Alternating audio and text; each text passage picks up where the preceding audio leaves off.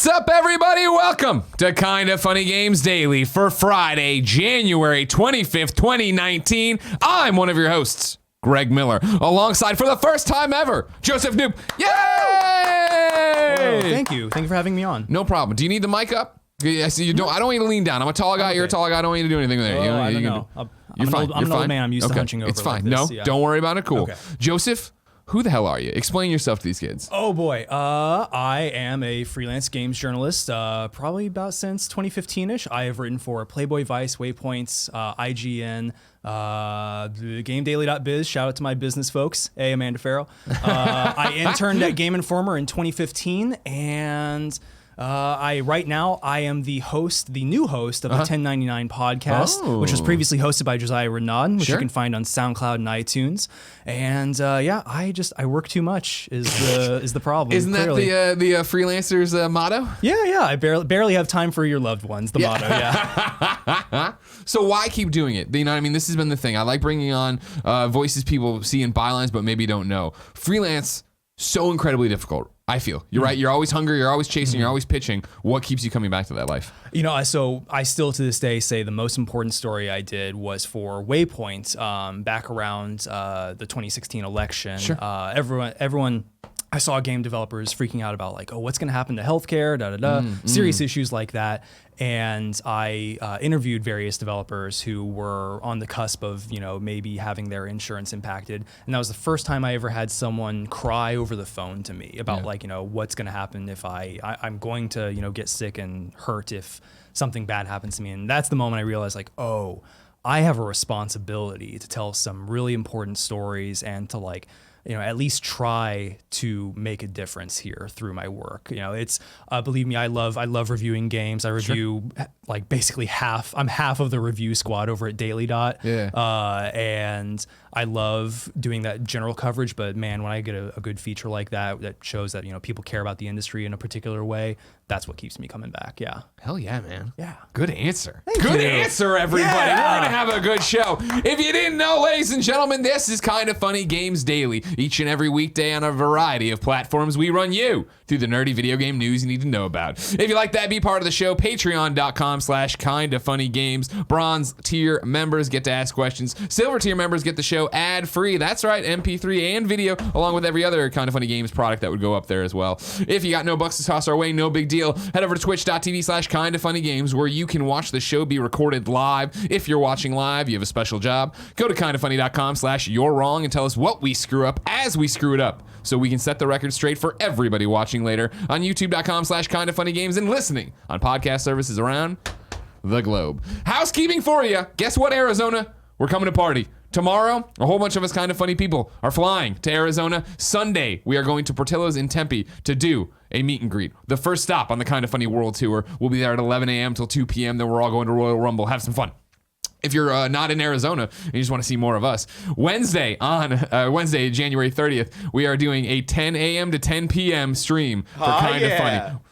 Oh, you're excited about that, Barry? Yeah. That gets you going. Yeah. Arizona, you don't care about streaming for 12 hours. I'm not going to Arizona. Right, that's right. We don't like you new guys. Sorry, I forgot. Cool. Sirens are on our end. Everybody be cool. And then today we're brought to you by Robin Hood and Third Love, but I'll tell you about that later. For now, let's begin the show with what is and forever will be the Roper Report. Time for some news. 6 items on the Roper Report. A baker's dozen. Joseph, let's start with the big one. The big one. Retro is developing Metroid Prime 4. This is from Adam Bankhurst at IGN. Metroid Prime 4's development is restarting from the beginning with the help of Retro Studios, developers of the original Metroid Prime games. Announced by Nintendo, the decision was made because this fourth entry, quote, has not reached the standards we seek in a sequel to the Metroid Prime series, end quote. Due to this reason, Nintendo has decided to have producer Kensuke Tanabe work in trust and collaboration with the studio that developed the original Metroid Prime series, Retro Studios, in the United States, and restart development from beginning. Restart development Restart. from not the beginning. Not halt it, not push it away. Nope. Restart. Tanabe was the Metroid Prime series producer, and the initial project was being overseen by him and a, quote, talented development team, which was not Retro Studios, and had reportedly been said to be Bandai Namco. Metroid Prime 4 was announced at E3 2017, and little has been heard of it since its reveal. The last we heard of it was in November of last year, when, of course, Nintendo of America President Reggie said that the game is well in development. Retro Studios' last game was Donkey Kong Country Tropical Freeze. A lot of long titles in this one. Yeah. I was prepping for the Barrett, because he's the only guy I know in the world who's so addicted to Donkey Kong. Fucking Donkey Kong. Donkey Kong, brother. All Yeah. right, everybody with your DKs, get out of here. And there have been reports that that Retro was working on a rumored Star Fox racing game. Retro Studios developed the first Metroid Prime in 2002, Metroid Prime 2 Echoes in 2004, and Metroid Prime 3 Corruption in 2007. Joseph, what's the take? So this really exemplifies some of the problems that other game companies have been having, where like Bethesda, for instance, for years, people are like, where's Elder Scrolls 6? Where's Elder Scrolls 6? And they said, okay, we're going to put out this trailer here, but it ain't coming for another, 6 years. Forever, yeah. You're going to get the other new franchise we're launching first. And I think that this might have been the same kind of case, because for a while now, people have been saying like, oh, hey, Nintendo Directs, it's nice to get like a 30-minute spiel on Smash Brothers, but, where's the other core franchises? Are they getting updates? And we got a 10-second kind of teaser for Metroid Prime 4, and everyone's like, okay, yeah. Just the logo, right? Yeah, just the logo. Another one of those just the logo videos. And everyone's like, okay, we can calm down now. We know it exists. Let's give it a little while, I suppose. But then, of course, the creeping rumors and worry starts to come back. And you give it all the time you want, but I mean, that was the thing, right? In 2017, this got revealed as, I think it got revealed right as hey, here's the reason to buy a Switch. If you're on the fence about a Switch, yes, the things you want are coming to it. Yeah, because so many of Nintendo's fan base is segmented in are you a Zelda person, a Mario person, a Metroid? And so they covered their bases and said, hey, they're coming, but then, what did they actually have, right? Yeah. It seems like this was a case of coming out too early. And this year was strong. There was some numbers to show that the Switch was the highest selling console, and it was perfectly fine. It was great by all standards, but it was not nearly as strong a year with Zelda and Mario Odyssey. Sure. Yeah. Oh, yeah. In terms of the launch year, right? Yeah, 100%. Lots of questions in the Kind of Funny mailbag for that. Let's start with Alec from Minnesota. I am sure most of the questions for today are about Metroid Prime 4's delay, but my question more pertains to Nintendo handling the situation. Quite frankly, I am shocked by how honest and transparent Nintendo is being about this development. Greg always talks about how the industry needs to evolve and be more transparent about developments like this. And while I see how many publishers/developers are moving into this more open direction, I never expected to see Nintendo to do something like this. To my knowledge, Nintendo typically tends to march to the beat of their own drum and not worry about stuff like news updates, fan considerations, etc. My question is, do you think this announcement shows a change in how Nintendo will handle their messaging and PR around game development? Are we entering a new age where Nintendo is paying more attention to talking with their fans? Personally, I've always loved Nintendo's games, but felt they were out of touch when it came to interacting with the players. But this announcement video has shown me a new side of Nintendo, and along with it, a new sense of appreciation for them. Thanks for all you do. Good luck on your January fundraising goals. Alex from Minnesota. Is this the change? Is this the tides changing? I'm always struck by how different everything feels. Like a Nintendo Direct does feel warm and friendly and inviting. Hey, community, come be a part of this. Come enjoy this. We're gonna be as open with you as we corporately can, right? Yeah. But then you'll get an interview with Reggie, and I've read and watched enough of those, and he's not the worst, but he's definitely guarded. He's a businessman, yeah. As he has to be. He has to be guarded. So I think in this case, they're just getting ahead of the story. Exactly. They're instead of letting people worry about where's Metroid? Is it canceled? Is it in trouble? Because the worst thing you can do is say well, is it in trouble? But no, we're gonna redo it. It'll be fine, and we're bringing back the people you actually know and love instead of this mystery Metroid team, I suppose. Yeah. For me, I don't think this is going to change how Nintendo handles PR, how it talks to the audience, anything like that. What this speaks to me as they understood how far back they're stepping. They are restarting. So again, wherever the years you had seen since 2017, where we're thinking, oh, we got to see it soon, we got to get a trailer. Reset all of that. I don't know how long Retro, took the reins or whatever, but we're at the point right now that's basically ground zero again, right? Where they're building from scratch. So I think that's why they had to say something so that they do nip this in the bud of, you're not, whatever Nintendo Direct that is always rumored for the spring to set up the entire year, you're not going to hear about Metroid Prime 4 at it. Yeah. Not another ding in their armor. Yeah. Exactly, yeah. And it's a good idea. Again, I do agree that, this is the way to get in front of that messaging. This is a way to manage expectations and not wait till E3 and then put out a weird quote of like, no, Metroid Prime is still coming, but Reggie has to sit in a room for 5 hours answering answer Metroid the same questions. question. And I mean, he still will, right? I'm like, man, was that a tough decision? Why did you do that? And then he's like, it's what we had to do. So what we had to do. Pinks writes in to Kinda Funny, period. Damn it, I screwed up. Patreon.com/kindoffunnygames. It's still so new. Falling off your game, I Greg? know. I told Barrett to get me a shock collar. He still hasn't because he's a coward. Someone told me not to do that. It was Kevin. Don't listen to Kevin ever. You know that. All right. Large jaw collar. Pink says, hey, Greg and Joseph. This morning, Nintendo announced that Metroid Prime 4's development is being restarted from scratch with the help of Retro Studios. It's rare that Nintendo is ever this transparent about their game development process, and I appreciate their honesty. I, like many others, have been guessing that this was going to be their big E3 game this year, much like Zelda Breath of the Wild, Super Mario Odyssey, and Smash Bros. Were in the past several years. Now that we know that won't happen, what other games do you think could fill this Metroid-sized hole at Nintendo's E3 booth? Thanks, and keep up the great work. You guys are doing your best. And best of luck to Jared with whatever comes next for him.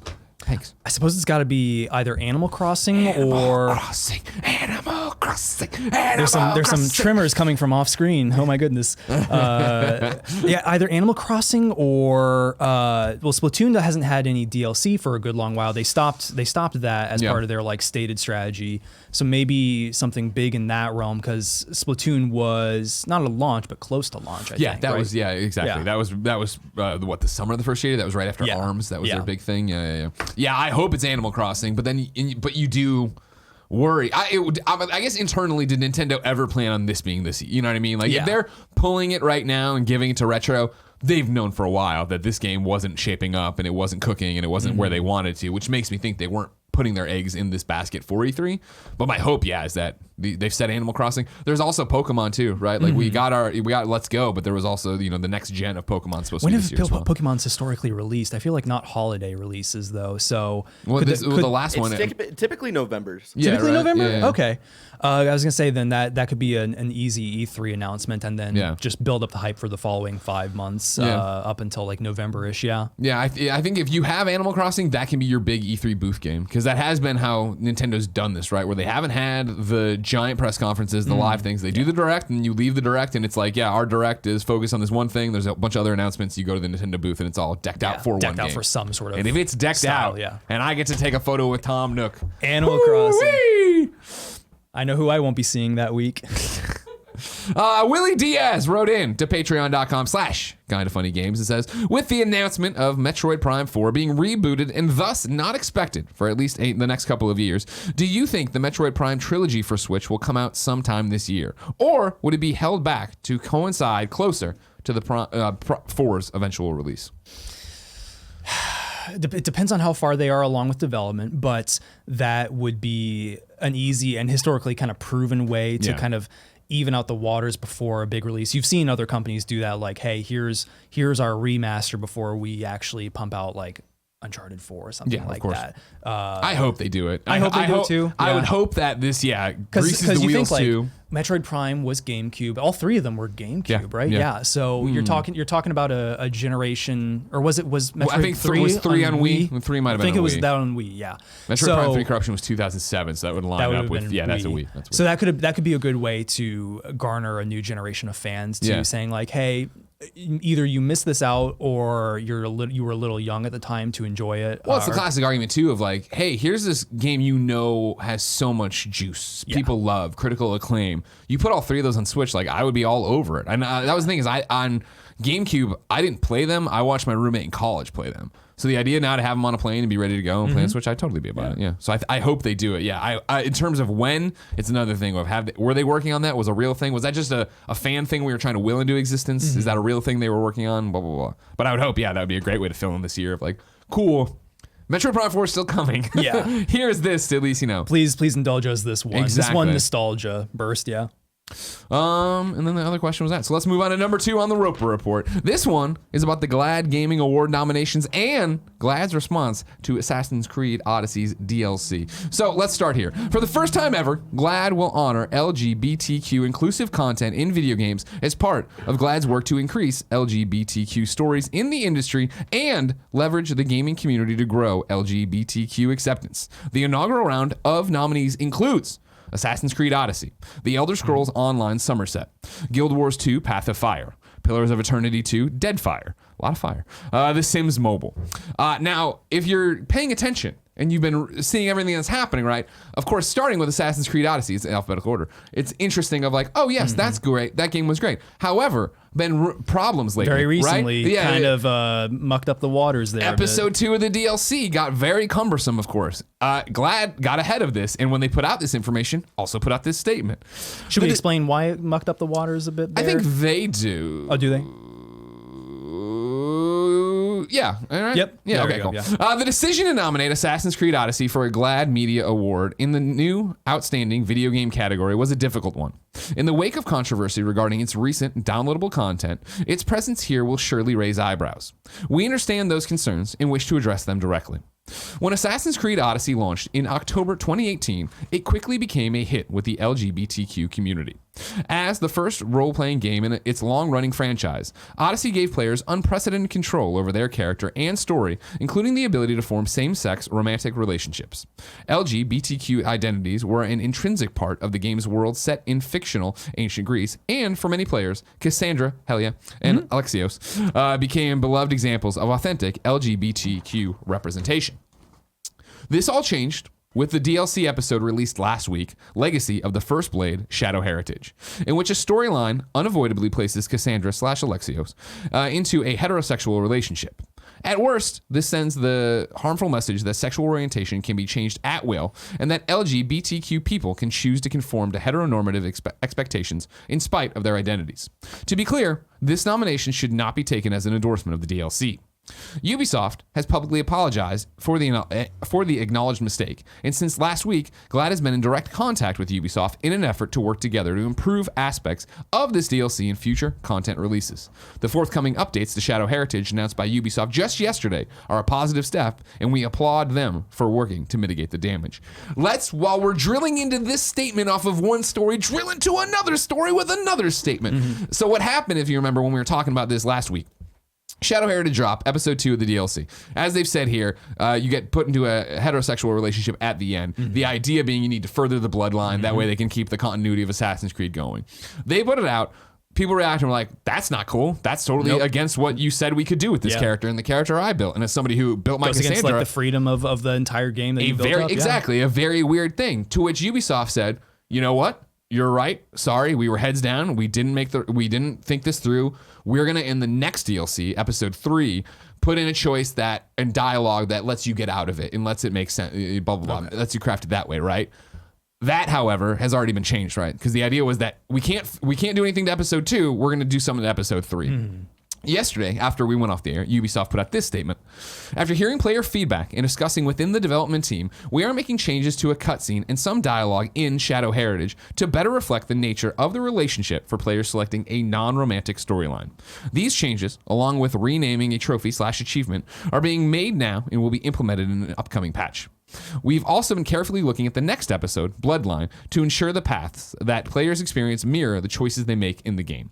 So, to be clear, Bloodline is episode 3. Shadow Heritage is number 2. They were going to change stuff in Bloodline to reflect the reaction to 2. But now, because the reaction's been loud enough and because they worked with GLAAD, they're actually going back and fixing episode 2 and patching that out to change it all. So I think that's a better choice in the end. 100%. It's commendable that they are working that they were originally working to make episode 3 better reflect your choices. Yeah. But that coming at the cost of like something that they already did, it's like, okay, it's gonna feel like a false accommodation, you know, like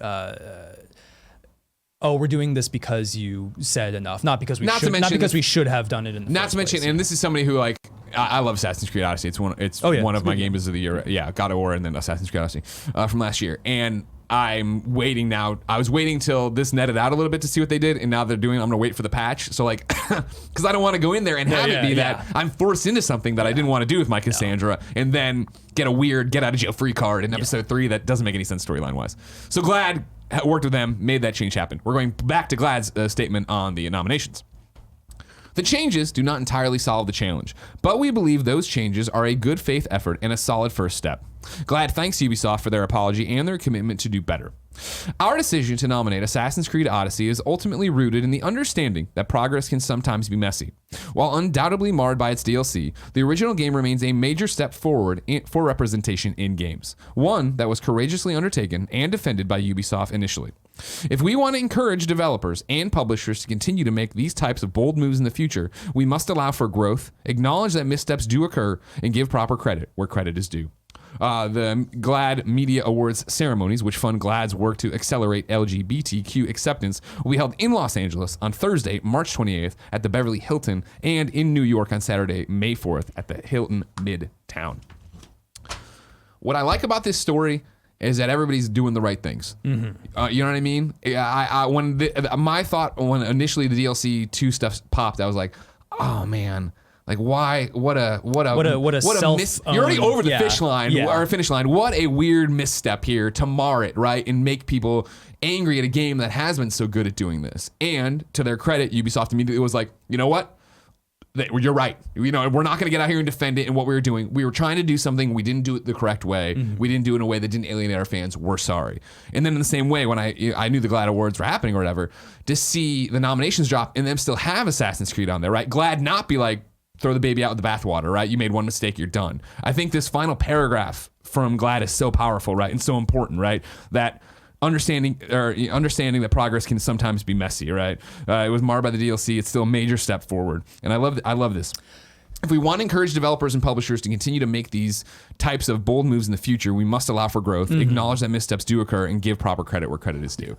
You want to approach this in a way that doesn't feel like another like internet outrage cycle, right? Sure. And that way it can be more constructive. And like, sure, after a certain point, you don't give a company like the benefit of the doubt. Like they probably should have had more LGBT people employed or writers to be like, yo, hey, this is weird that we're doing it this way.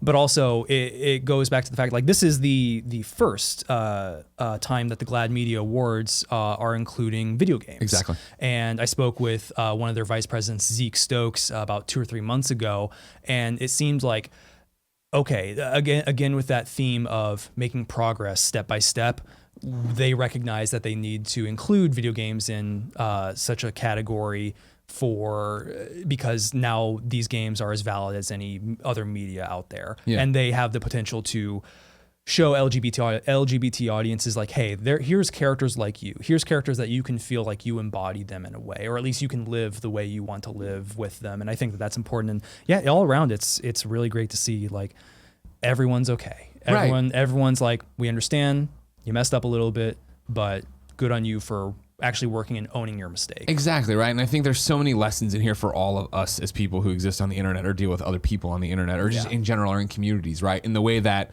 you know, they talk about Ubisoft makes a misstep, right? And they apologize and you're saying we own it, right? Mm-hmm. I think for so many people, the onus is that if I offend you or if I make the wrong choice and you get angry about it, then my defenses go up, right? And we're into this thing where it's escalation and nobody's talking to each other. Whereas here, everybody talked. And it was this idea of, it wasn't GLAAD being like, well, strike them from the record. They're bad guys. They're people who made a mistake and didn't think this through and didn't have the... And anger would be valid, but it's what do you do with that anger, exactly, of course. Exactly, right? And coming down and actually having a conversation I think is so important. And that's why I'm so proud of everyone involved with this story. I'm like, hey, we ended this. We did it, internet. Everything's good. We did it. You know what I mean? Paul writes in with a question about Assassin's Creed DLC that's not really about anything we were talking about, but I figured I would put it in here. I always have trouble continuing a game once I have finished the main story or campaign. That is why I usually try to finish all side quests before completing the main I campaign. really hope you didn't finish all the side quests in Assassin's Creed Odyssey because there's 6 trillion. Yeah, I know, right? You'll never be done. I'm getting fairly deep in Assassin's Creed Odyssey and first wanted to know if I should get the DLC. What has been your impression so far?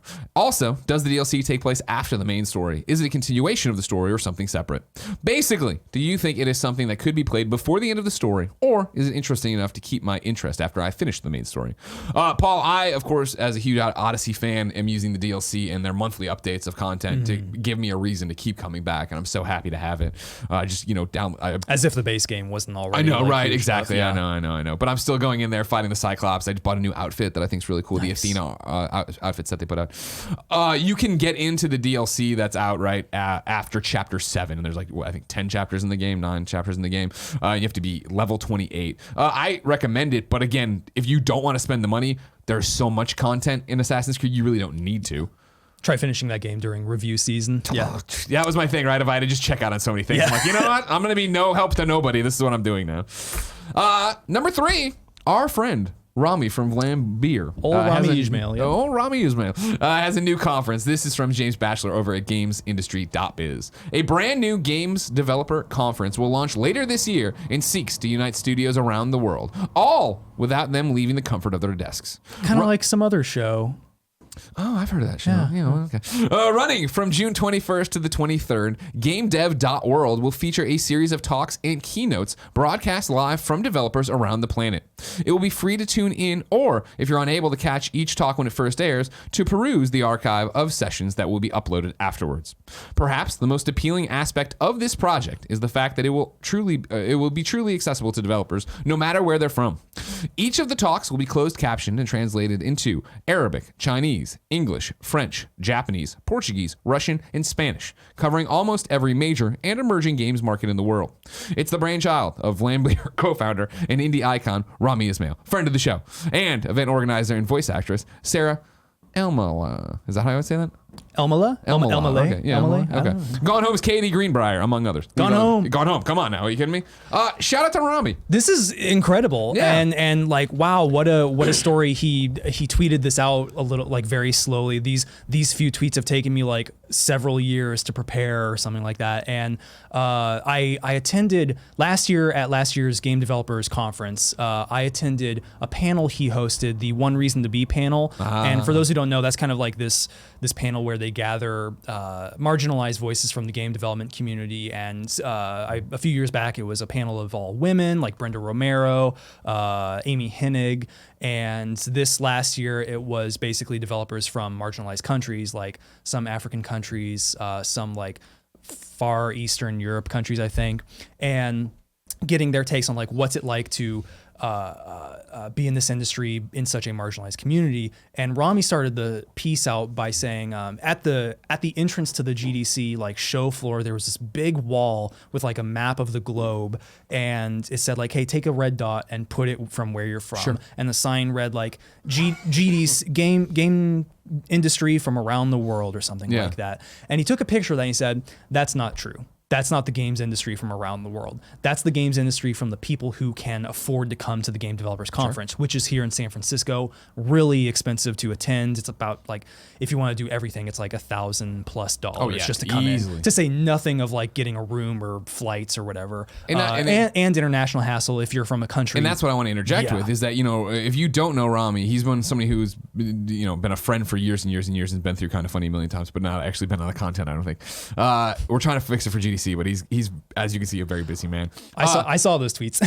Right? Yeah. The thing about him is, you know, Rami knows entering the U.S. so much that as soon as the Trump presidency began and everything got so complicated, he has helped dozens and dozens and dozens of GDC people try to get in here and see them fail, see visas get denied. Rami used to have a website called like Rami Gets Random Checked, and he's a tall, brown-skinned Muslim man, and it was well over 50%. It tracked every time he was random checked at an airport, and so stuff like that, really hinders not just like the financial ability of developers to come to America for a show that they hopefully will get some benefit out of, but also their safety. And can they get back home? Will they get in trouble? Will their family get in trouble for that developer like being more public, you know? Yeah. And so just the fact that this is happening and hopefully getting a swell of support is really important. It also kind of echoes E3 too, because we're seeing PlayStation pull out of E3. Oh, sure, yeah. And it's just like, how can we do our own show, you know? Yeah, what do you need, right? Yeah. And I think really embracing what the internet is and the ability that, we're going to do it and we're going to have talks up and they're going to be translated everywhere. Like, I feel like that's going to be able to reach so many more people. Nathan C. from Oregon writes in to patreon.com/kindoffunnygames and says, Happy Friday, Greg and Joseph. Do you guys feel that with the announcement of the first global game developer conference, GameDev.World, that this show could take the place of GDC if it is successful enough? It seems like moving in the direction of universal accessibility for game development is incredibly forward-thinking and a smart move for the development community as a whole. So would that mean that GDC no longer needs to exist? The organizers of that conference could even eventually lend a hand in setting up GameDev.World every year as well. What do you guys think? Have a great weekend and hope your leg gets better soon, Joseph. Oh my Your God. friend Nathan. It was fine. I was in a center seat on a flight, so yeah. Little tight. Little tight. No, so this question is really good because GDC is wrapped up in a lot of corporate interests, like most big shows are. Sure. They need that funding, of course, but one of the most common complaints I see on social media is just like, again, hey, it's a pain in the ass to come to a show like this, not only financially, but also like it might endanger people who aren't from Western countries or just Western countries that America is on good terms with. And so I don't necessarily see like GDC chopping itself off at the leg, you know, for this, but you're gonna see a lot more previously marginalized voices using this as an opportunity. And also like plenty of people who do regularly go to GDC don't enjoy the process of going to GDC.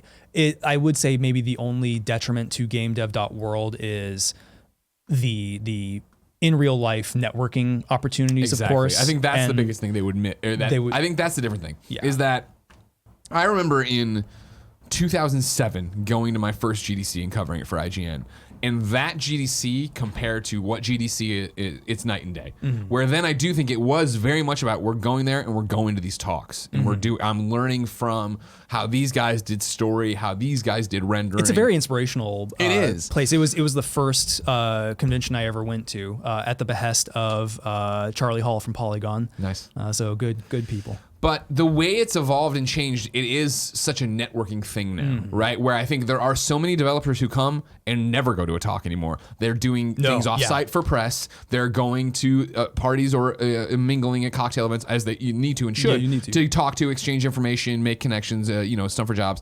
Everybody ends up at the W bar to close it down. Oh, God. I know, right? Yeah, that's it. That's not a good story. But it's like, that is what that's become. This, I think what this is going to get and get the groundswell and why it's going to be so popular is going to be, hey, yeah, I am a one-man team in blank country far away.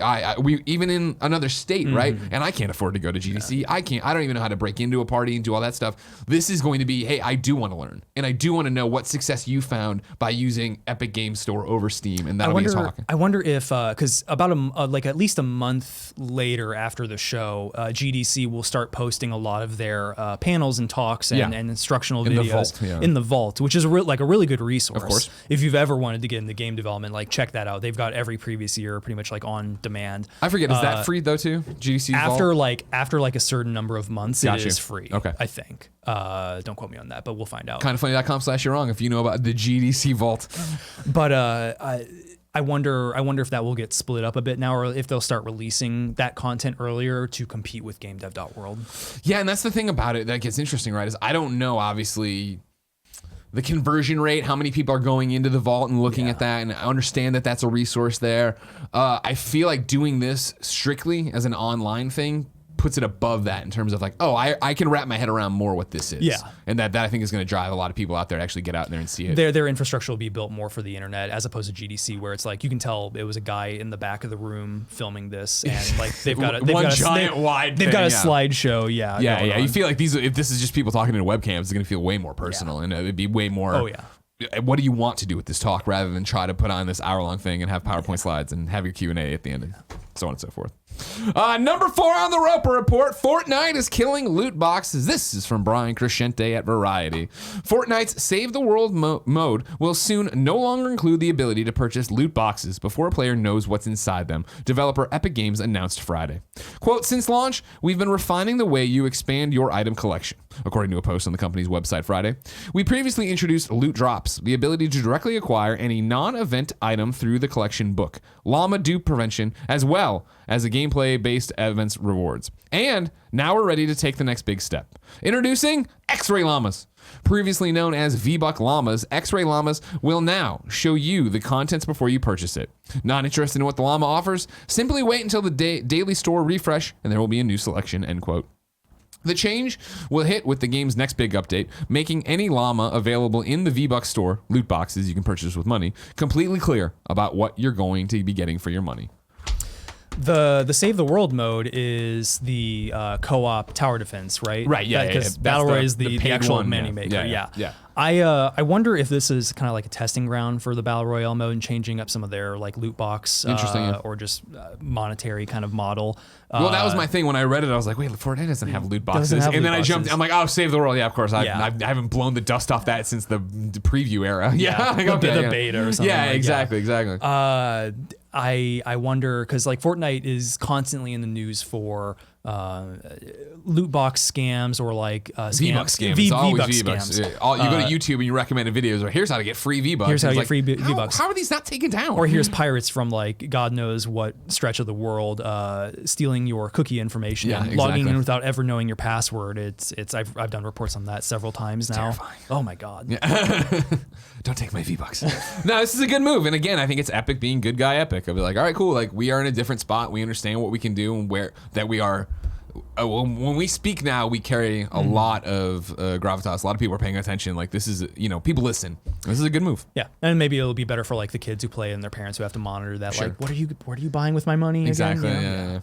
Yeah. Number 5, Fallout 76 is getting a PvP mode. This is from Ethan Gosh over at Kotaku. In a blog post today, Bethesda announced that Fallout 76 upcoming new player versus player mode will go into beta in March and will be called Survival. Unlike in the regular game, the stakes in Survival will be higher, with no rules of engagement and the potential to lose more valuable items if you die. According to Bethesda, Survival is a response to feedback from the game's more competitive players requesting a hardcore PvP system.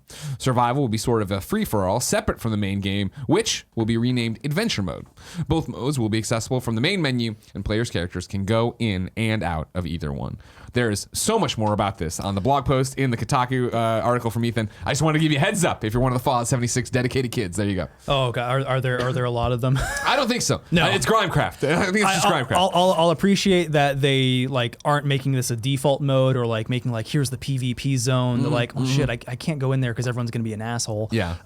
But it seems like a problem that no one was asking to fix. Yeah. That's Fallout 76. Just needs to submerge as its submarine, do whatever it's going to do, and then be like out. Metroid, just start from scratch. Listen, guys, we made some mistakes. We're coming back. Yeah, it'll be interesting to see where that game ends up. And finally, rounding out the Roper Report, number 6, Resident Evil is getting a TV series, apparently. All right, come on. That's clearly screencast news. All right? What was that, Kev? By God, it's Kevin. Kevin with the run-in. I said that's clearly screencast news. You mean your entertainment show we do now weekly? That's right after this one on twitch.tv/kindoffunnygames. That's right. And we'll post it on youtube.com/kindoffunny. So if people want to know about this Resident Evil TV series that might be coming to Netflix, they should listen to you. I mean, I think it's mostly the headline. That's it. I don't know. There's more. Well, Nellie's got a whole bunch of information here from Deadline. You want me to read it? Because I can read it, and then you'd know it for your show. Apparently, you're looking into it. Kevin's got a chair. I've got some stuff written down, but go for it. You know what? No, I was setting you up. Different audiences. Everybody listen to Screencast. Give Kevin a chance. He's got his own podcast. He's got to build a brand. Exactly. Joseph, I can't wait to hear what Kevin, Nick, and Tim have to say about this Resident Evil series. But Screencast is still so far away. If I wanted something more imminent, like say what came to the mom and grop shops, where would I go? The official list of upcoming software across each and every platform as listed by the Kinda Funny Games Daily Show hosts each and every weekday. Yeah. Oh, wow. Oh, thank you for joining. It's rare that I get the harmonization over here. I got Barrett over there. We got a boy band, guys. Oh, yeah. Out today! Hitman 2, Elusive Target number 3, The Appraiser. Swords and Soldiers is out on Nintendo Switch. Alien Blackout is out on mobile. This actually came out on mobile yesterday. Wargroove also announced cross-platform play. Did they really? Yes. Okay. And I'm so excited for that. I'm very excited for Wargroove because I got it downloaded. I mean, it's embargoed, obviously, but I got it downloaded and I'm ready to play on the plane for this thing. Oh, boy. But shout out, I want to give a shout out to Alien Blackout on mobile. They emailed me because they watched the show and they're like, hey, we noticed we didn't get included on out yesterday. And then they're like, this mobile site reviewed it. They liked it a lot. And I was like, well, it wasn't even about that. It was just because I missed it. Thank you. Now you get in. Best friends supporting best friends. Then also Resident Evil 2 is out. It's a little game. I don't know if anybody's heard about it. Is that thing happening? Play it. It's the closest thing to Dead Space we've gotten in like 7 years. Good. It's so good. You hear about it on the Kind of Funny Games cast as well. Patreon.com/kindoffunnygames right now. Derail Valley is on PC. Flow Lines Versus is on Switch. And Hero Trials is on Switch as well. New dates for you. Re-Legion launches on January 31st on Steam. Azua RP Online launches on January 30th on Steam. Night Cry for the PlayStation Vita, It Lives, comes out January 31st. And then Earth Defense Force Iron Rain is coming to PlayStation 4 on April 11th, 2019. Deal of the day for you. Red Dead Online beta players who log in this weekend, January 25th through the 27th, can expect a bonus of 5 gold bars set to be delivered Tuesday, January 29th. How many cowboy hats does that buy you? You know what? I can't. Stanley Nichols and Dwight Schrute bucks. I don't know how that. Apparently, cowboy hats cost $1,000 in the Old West.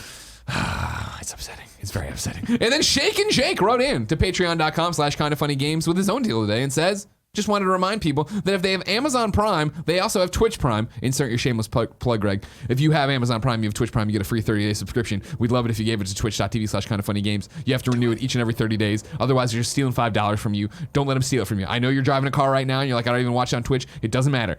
Pause the podcast, pull over, or you log into Amazon Prime, you Google search Twitch Prime, right there. And back to what Shake and Jake's plugging though. But aside from the great benefits of subscribing to Kind of Funny Games, Twitch also gives you free games every month, similar to PlayStation Plus. I, for one, just realized I have The Messenger sitting in my games collection, even though I've been waiting to buy it for months. There's also Headlander and Hyperlight Drifter in that collection, so check it out, best friends. Thanks. Proud of you guys. Jake. Thank you, Jake. I try to include all of them, but it gets crazy so much, with the deals of the day and what's happening. But yeah, Twitch Prime gives you a bunch of free games. Check it out. Now it's time for a couple reader mails, even though we've been inserting them as we go. But first, I'll tell you about our sponsors. First, it's Robinhood. Robinhood is an investing app that lets you buy and sell stocks, ETFs, options, and cryptos, all commission-free. They strive to make financial services work for everyone, not just the wealthy. This is a non-intimidating way for stock market newcomers to invest for the first time with true confidence. It's simple and intuitive, clear design with data presented in easy-to-digest ways. Kevin Coelho from the Kind of Funny Screencast uses Robinhood, and he loves it because of the clean app and because there are no commission fees. Other brokerages charge you up to $10 for every trade, but Robinhood doesn't charge commission. Be like Kevin. Learn how to invest and build your portfolio. Robinhood is giving my listeners a free stock like Apple, Ford, or Sprint to help build your portfolio. Sign up at games.robinhood.com. That's games.robinhood.com. Then it's Third Love. Let's talk about bras. Using millions of real women's measurements, Third Love designs its bras with breast size and shape in mind for an impeccable fit and incredible feel. Third Love is the industry leader with 70 sizes, including its signature half-cup sizes. Skip the trip. Find your perfect fit in 60 seconds with Third Love's online fit finder. Order and try it at home. No more awkward waiting room experiences. I think it's fitting room, right? Dang, I've been doing it lately on the Zed. What waiting rooms? Well, Yeah. where I start to flip in the middle and I forget one word. But don't take my word for it. Take my wife's. She ordered from Third Love and the size wasn't quite right. Of course, returning the bra was free and easy, and a fit stylist helped Jen find an even better bra as a replacement. Does Jen like her new bra? You betcha. She told me, quote, "It doesn't feel cheap like most bras. It's mostly meant to be worn strapless, but it still came with 2 sets of straps." 2 sets of straps, people. Be like Jen. Third Love knows there's a perfect bra for everyone, so right now they are offering my listeners 15% off your first order. Go to thirdlove.com/games now to find your perfect fitting bra and get 15% off your first purchase. That's thirdlove.com/games for 15% off today. Woo. Jacky B writes into patreon.com/kindoffunnygames and says, "Hey guys, Kingdom Hearts 3 has revived he means received. Received unanimously. It has revived. It's revived the game industry. Received unanimously positive reviews so far. Does this surprise you? As a mega fan, I was always going to buy this game, but I didn't expect it to hit with critics, as I think it would be a difficult sell on newcomers to the series story-wise and the seemingly aged style of gameplay. I mean, is any of this real or not? Thanks, guys. Jack from Wagga Wagga, Australia, which I don't believe is a real place. He's tricking me. Let's look. Let's get Barrett. Get on it. Give me a Wagga Wagga in Australia. I didn't get to review Kingdom Hearts 3 Neither did for we. Daily Dot. Oh, no, they didn't send copies. Interesting. oh boy. But I think, at least from the reviews that are out so far, Yeah. I've been most surprised by, like the uniform positivity, because of course there's the mountainous hurdle of like the lore. It's a JRPG, which is not always the most clean and fun kind of game to play. Hey, here, just jump on in. Just jump on in, yeah. But yeah, uniform positivity is shocking. Here's the thing, and I was talking about this a little bit yesterday with Andy McNamara from Game Informer. Shout out to Andy. What up, Andy? It's this thing. Who is that review for?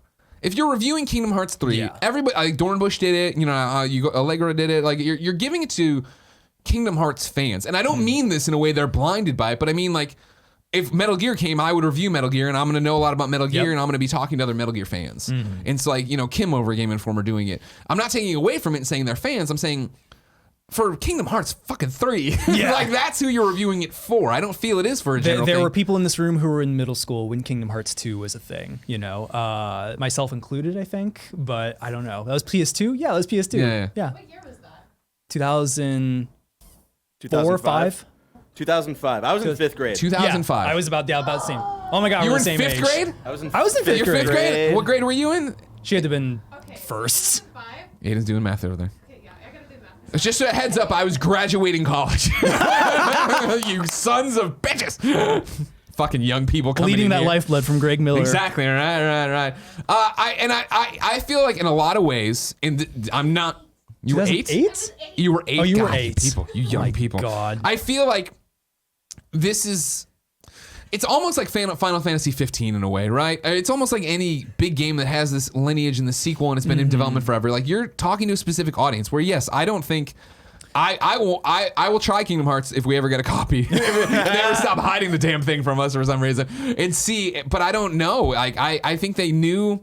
There's been so much scuttlebutt of like, why did they not put out more review copies? And I'm not even talking like, why didn't Kind of Funny get one? We're small, I get it. But like, why didn't more and more people get it? Why didn't Easy Allies get it? Tim is such a huge fan. Easy Allies is such a huge fan. Like, why wouldn't you want these people stumping for it? You went to the big sites, you gave it to them, knowing that they'd give it to big reviewer fans that would talk to that audience. And I think at launch, that's all you need. Yeah. Afterwards, there's going to be plenty of people who are like, yeah, I picked it up, couldn't get into it. I don't know. Yeah, like It seemed- how do you keep the flow going of like positive coverage for a while instead of it? Because like Kingdom Hearts 3 is literally a decade in the making, and you don't want that to be a game that like it has its month in the sun, and then everyone just kind of forgets. And like about it. it's in. Think about how crazy these people are about this franchise. I'm crazy about Metal Gear, obviously. I mean, I'm Infamous and a million other things. I'm not trying to throw a stone here, but I saw Alexa Ray Correa on Twitter last night talking about how she has like 4 different physical pre-orders and the PS4 pre-ordered. It's like.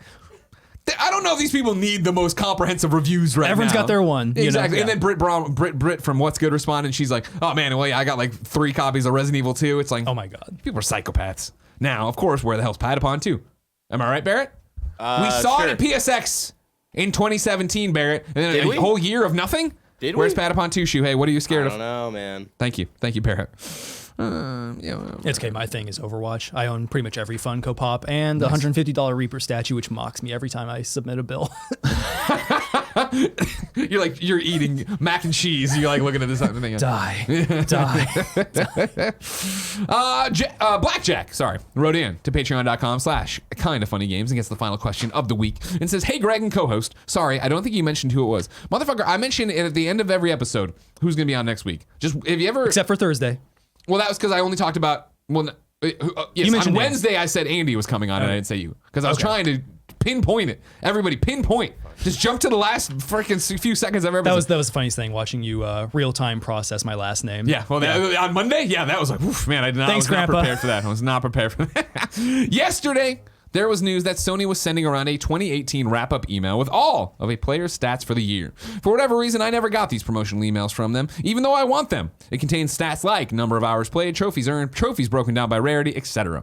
Why is Sony hiding this metadata from us? Shouldn't it be readily available on their website? More importantly, do you think the PlayStation 5 will have this stat tracking and metadata breakdown right on the dashboard like the Xbox One has? Or is it too nerdy for Sony to make a priority? Thanks as always. Well, Blackjack, it's probably because you're not opted into the marketing emails. That is what happened to me when something else cool happened, I don't know, a year and a half ago, and I was like, oh crap, and I went and did it. Still didn't find this one, but you can get it without doing it. You can go to, not cheap plug, you can go to my Twitter right now where I put up my video and then responded to my own tweet with the direct link that you can just click on and do it yourself. Man, I would, as a trophy whore, I would just love it if they did this, because it is so nice on Xbox One to pop in and be like, oh, I gotta kill 1,000 zombies, and I'm at 745, I'm getting there, whereas PlayStation's like, good luck. Or just like to have some sort of mobile ability to check that, like, oh, when I get home, Yeah. how much time do I have to get that elusive target in Hitman today? Yeah, I still feel that it's not even so that much that it's too nerdy for them to focus on. I think it's still that the PSN's held together by Duct tape bandages, and duct tape, and chewing hope. gum. Yeah, and hope. And Shuhei Yoshida, like Yeah. God of War, just like, Yeah, it's like Thor, or Avengers and Thor. Yeah, I think that's one of the reasons. I think as they become more and more mainstream, I don't know if they'll actually really double back to that, because trophies matter so much to many of us, but not the majority of us. So sorry, I don't think so. But go to my Twitter and you can get your things that way. It's time to squad up. This is where one of you writes in. Patreon.com/kindoffunnygames. See, you could have shocked me right there, Barrett. Don't you want to shock me? Kind of. I'm telling you, just order it, man. You give me your name, username, platform of choice, and why you need help in a video game. I read it here. The best friends come and find you, and everybody plays games together. Today, Stephen Clifford needs help on Xbox or PlayStation. His Xbox username, here we go. Rickety Crit. It's going to be on the YouTube thing. Rickety Cricket.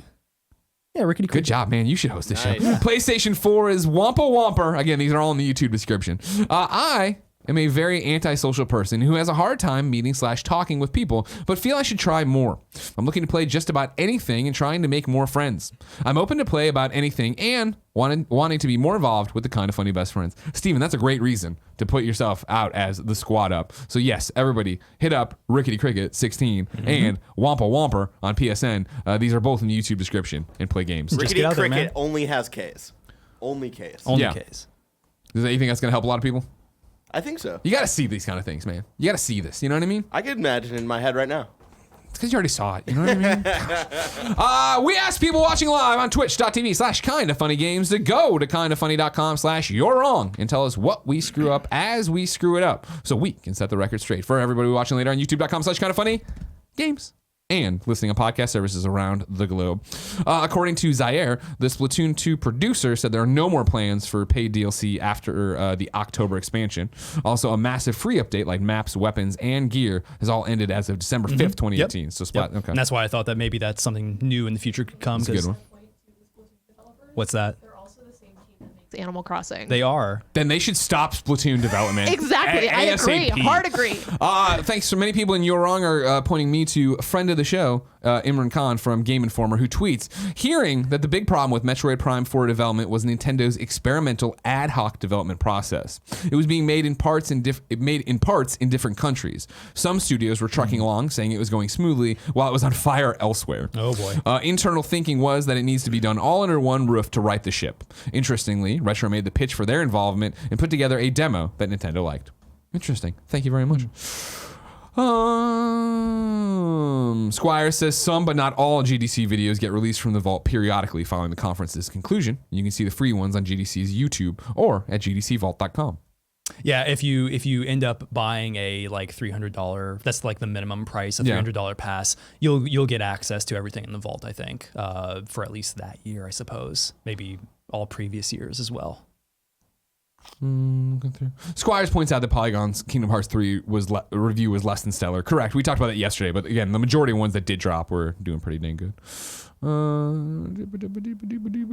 Kebabs here says if Blackjack's outside of the US, the PS4 2018 stat promotion is exclusive to the US and Canada. You're wrong, Kebabs. This is something I was angry about. So many people say, oh, not in Europe, huh? No, motherfuckers, it was in Europe to start. It started in December. I had to watch all you put up your cool videos, and then I had nothing to say. And then when I tried to do it, it was like, no, you're out in the wrong country. So now it's our time. Get out of our way. The U.S. and Canada have been held It's back by finally Europe for America's too long. time. Let's go! USA! USA! I'm glad we stopped as fast as we started on that one. All right, cool. Ladies and gentlemen, that's Kind of Funny Games Daily for the entire week. Thank you so much for watching along with us. Next week, your hosts are going to be like this. Monday, it's me and Jared Petty for his final piece of Kind of Funny content. We love you, Jared. We love you, Jared. Tuesday, Greg and Fran. Wednesday, Greg and Whitta. Thursday, Greg and Fran. Friday, Greg and Tim. Joseph, you got a future in this. Where can people keep up with you? You can find me on Twitter at Joseph Knoop. That's JOSEPHKNOOP. And like I said earlier, I'm the new host of the 1099 podcast, which you can find on SoundCloud and iTunes. Perfect. Ladies and gentlemen, of course, patreon.com/kindoffunnygames for your questions, youtube.com/kindoffunnygames, podcast services, twitch.tv/kindoffunnygames. If you're in Arizona, come see us in Tempe, 10 a.m. on Sunday. If you drive a car, check your tires. If you see a deer, slow down and let it cross. Ladies and gentlemen, until next time. What do you got, Barrett? Tempe, If you fly, Tempe don't. is 11 a.m., I believe. What did I say? 10. Oh, yeah, they're not even open. Portillo's open at 10:30. That was a trick. Yeah. Yeah, just 11 to tricked 2. somebody. Got it. And then we go to Royal Rumble, right? I don't know. Are you excited to I'm come? not going to Arizona. Oh, that's right. You're not coming, new guy. Until next time, it's been our pleasure to serve you.